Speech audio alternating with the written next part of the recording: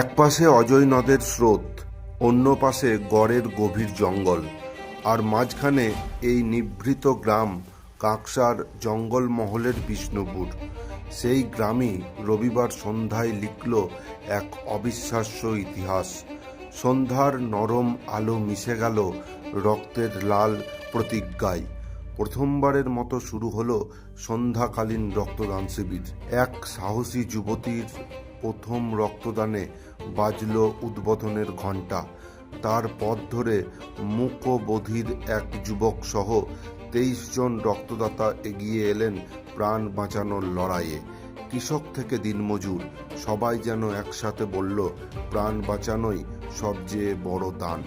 দুর্গাপুর মহকুমা volunteer blood donors ফোরামের সহযোগিতায় রক্ত সংগ্রহ করল রাজবাঁধের একটি বেসরকারি মেডিকেল কলেজ হাসপাতাল।